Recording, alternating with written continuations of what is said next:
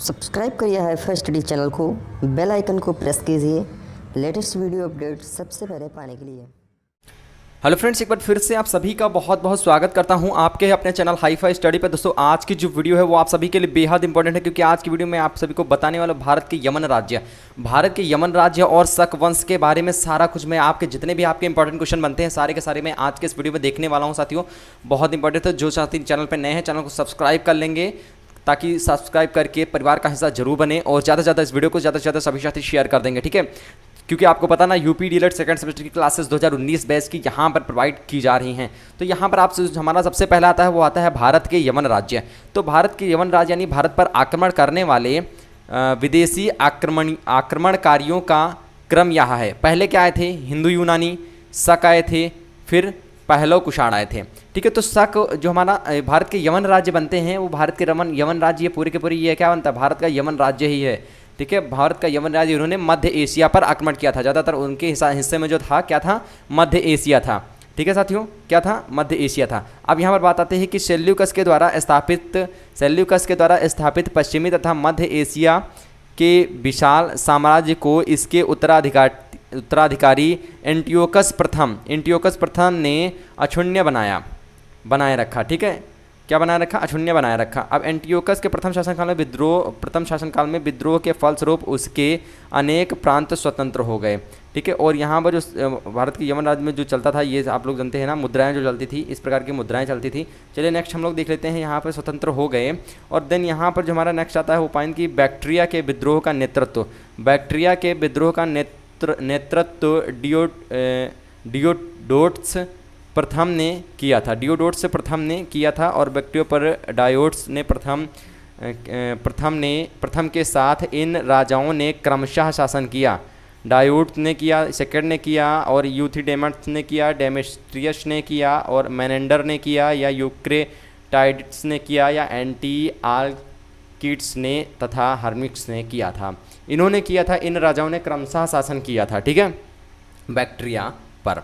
अब यहाँ पर बात आती है कि भारत पर सबसे पहले आक्रमण बैक्ट्रिया के शासक डेमेस्ट्रियस ने किया था, और इसने 190 ईसा पूर्व में भारत पर आक्रमण कर अफगानिस्तान, पंजाब एवं सिंध के बहुत बड़े भाग पर अधिकार कर लिया, और इसने साकल को अपनी राजधानी बनाया। साकल को क्या बनाया था? अपनी राजधानी बनाया था, और इसे ही हिंदू यूनानी या बैक्ट्रियाई यूनानी कहा गया था। ये उस ज़माने की मुद्रा है, उस ज़माने की क्या है? मुद्रा है, ठीक है। और जो हेरोडोटस जो प्रथम द्वितीय था ये था हेरोडोटस द्वितीय। उसके बाद बात आती है यहाँ पर साथियों कि हिंद यूनानी शासकों में सबसे अधिक विख्यात मिनाइंडर था। उसने 165 से लेकर 165 से लेकर के 145 ईसा पूर्व में हुआ, और इसकी राजधानी क्या थी? शाकल यानी आधुनिक सियालकोट शिक्षा का प्रमुख केंद्र था। उस जमाने की जो स्वर्ण मुद्रा थी वो इस प्रकार से चलती थी, और स्वर्ण मुद्रा में एक चीज़ आपको जरूर देखने को मिलता था, चाहे जो स्वर्ण मुद्रा हो। यहाँ पर आप देख सकते हैं ना, यहाँ पर आप देख सकते हैं ये त्रिशूल मॉडल में जो दिखता था वो हर एक स्वर्ण मुद्रा, इस ज़माने में जितनी भी स्वर्ण मुद्रा चलती थी इस तरह के त्रिशूल मॉडल में, जबकि त्रिशूल में 3 होते हैं, यहाँ पर 4 होते थे, ठीक है। तो ये जरूर देखने को मिलता था। और मिनाइंडर ने नागसेन यानी नागार्जुन से बौद्ध धर्म की दीक्षा ली। क्या थी? बौद्ध धर्म की दीक्षा ली थी। और मिनाइंडर जो था, ठीक है, जो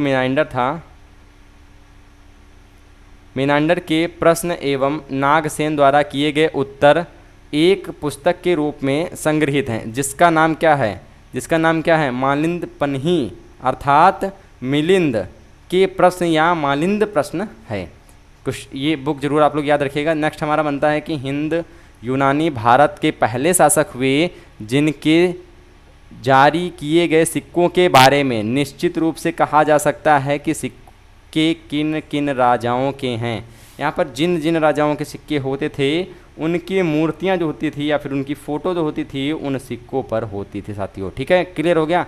अब बात आती है यहाँ पर भारत के प्रथम, बहुत इंपॉर्टेंट यहाँ पर साथियों बात आई है कि भारत के पहले हिंद यूनानियों ने ही सोने के सिक्के जारी किए। इन्होंने ही पहले क्या किए थे? सोने के सिक्के जारी किए थे। और हिंद यूनानी शासकों ने भारत के पश्चिमोत्तर सीमा प्रांत में यूनानी की प्राचीन कला चलाई, जिसे हेलेनिस्टिक आर्ट कहते थे। यानी भारत में गांधार कला का उत्तम उदाहरण है।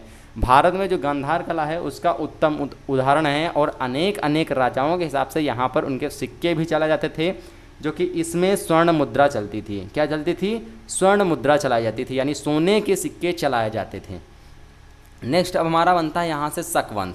ठीक है, शक से आपके जितने भी इंपॉर्टेंट क्वेश्चन बनते हैं वो सारे के सारे हम लोग यहाँ पर क्लियर करने वाले हैं। जितने भी मतलब मैं आपको जितने भी यहाँ पर शक वंश हो या फिर चाहे जो वंश हो, जितने भी मैं आपको क्वेश्चन बताऊँगा, बस उससे अधिक नहीं पूछा जाएगा, उससे अधिक नहीं पूछा जाएगा। अब यहाँ पर बात आती है कि यूनानियों के बाद शक आए थे। यूनानियों के बाद कौन आए थे? शक आए थे। शकों की 5 शाखाएं थी और हर शाखा की राजधानी भारत और अफगानिस्तान में अलग अलग भागों में थी। पहली शाखा अफगानिस्तान, दूसरी शाखा पंजाब यानी राजधानी तक्षशिला, और तीसरी शाखा ने मथुरा, चौथी शाखा ने पश्चिमी भारत एवं 5वीं शाखा ने दक्कन यानी ऊपरी दक्कन पर प्रभुत्व स्थापित किया था। ऊपरी दक्कन पर प्रभुत्व स्थापित किया था। अब बात आती है यहाँ पर शक वंश, शकों को हराने में कौन माहिर थे? विक्रमादित्य। ये हैं विक्रमादित्य, और ये शकों को हराए थे इन्होंने शकों को हराया था। और जो शक का पूरा जो पूरा राज्य बनता था वो फिलहाल के लिए मध्य ही बनता था। ये पूरा का थोड़ा सा क्लियर आपको दिख नहीं रहा है, फिलहाल के लिए यही था पूरा का पूरा शक का जितना भी बड़ा राज्य था। ठीक है, और अब बात आती है यहाँ पर कि शक थे मूलतः मध्य एशिया के निवासी थे। जैसा कि मैंने अभी आपको पीछे दिखाया भी था, यहाँ पर ये मध्य एशिया है। ठीक है, मध्य एशिया के निवासी थे और चारागाह की खोज में भारत आए थे। चारागाह की खोज में इन्होंने भारत आए थे। और 58 ईसा पूर्व में उज्जैन के एक स्थानीय राजा ने शकों को पराजित करके बाहर खदेड़ दिया और विक्रमादित्य की उपाधि धारण की। पहले ये जो विक्रमादित्य थे ये एक सिंपल राजा थे, यानी सामान्य एक राजा की भांति थे, और इन्होंने शकों को हराया, उनको पराजित किया और भारत से उनको बाहर खदेड़ दिया। जी हाँ, बाहर जब इन्होंने खदेड़ दिया उसके बाद इनकी जो उपाधि हुई वो विक्रमादित्य की उपाधि इनको मिल गई थी। अब बात आती है यहाँ पर शकों पर विजय के उपलक्ष्य में 58 ईसा पूर्व में एक नया संवत विक्रम संवत के नाम से प्रारंभ हुआ। उसी समय से विक्रमादित्य एक लोकप्रिय उपाधि बन गई। विक्रमादित्य की क्या एक लोकप्रिय उपाधि बन गई, जिनकी संख्या भारतीय इतिहास में 14 तक पहुंच गई है। कहाँ तक पहुंच गई है? 14 तक पहुंच गई है। और गुप्त सम्राट चंद्रगुप्त द्वितीय सबसे अधिक विख्यात विक्रमादित्य था। जो चंद्रगुप्त था सबसे अधिक विख्यात विक्रमादित्य था। अब यहाँ पर जो उनके शासनकाल में जो सिक्के चलाए जाते थे वो कुछ इस प्रकार के सिक्के चलाए जाते थे जो कि स्वर्ण मुद्रा थी। अब यहाँ पर बात आती है कि शकों के अन्य शाखाओं की तुलना में दक्षिण भारत के प्रभुत्व स्थापित करने वाली शाखा सबसे लंबे अरसे तक शासन किया।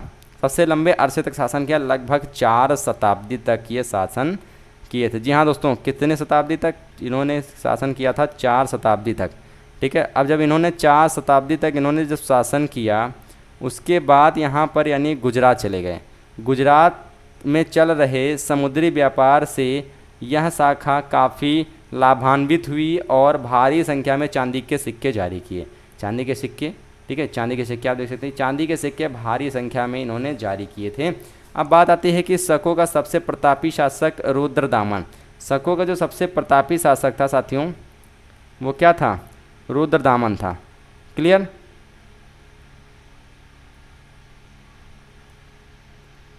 तो रुद्रदामन जो था जिसका शासन क्या था? 130 से लेकर के और 130 से लेकर के 150 ईसा पूर्व, ठीक है, ईस्वी तक, और गुजरात के बड़े भाग पर था।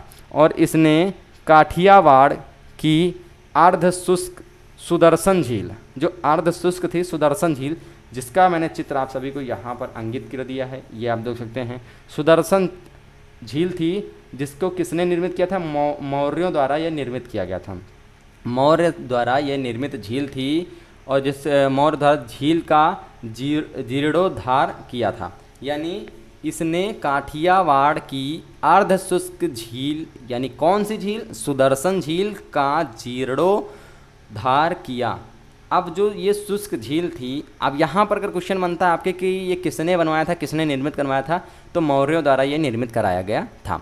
चलिए यहाँ पर अब हम लोग अगला देख लेते हैं, यानी रुद्रदामन संस्कृत का सबसे बड़ा प्रेमी था। और रुद्रदामन की ये पिक्चर आप लोग देख सकते हैं, ये कौन था? रुद्रदामन ही है। ये कौन है? रुद्रदामन है। और उसने ही सबसे पहले विश्व युद्ध संस्कृत भाषा में लंबा अभिलेख यानी गिरनार अभिलेख जारी किया था। अगर बात आती है कि सबसे पहले विशुद्ध संस्कृत भाषा में लंबा लेख, जो कि क्या था? विशुद्ध था, शुद्ध नहीं था, विशुद्ध संस्कृत भाषा में लंबा अभिलेख गिरनार अभिलेख जारी किया। और इसके पहले के सभी अभिलेख प्राकृत भाषा में रचित थे। जो इसके पहले के जो अभिलेख थे वो प्राकृत भाषा में थे, लेकिन जो उसने रचे उसने संस्कृत भाषा में सबसे लंबा लिखा था, जो विशुद्ध था। और बात आती है यहाँ पर कि भारत में शक राजा अपने को क्षत्रप कहते थे। जो शक राजा थे वो अपने को क्या कहते थे साथियों? क्षत्रप कहते थे। और ये आप देख सकते हैं, ये तो वही झील हो गई। कौन सी झील हो गई?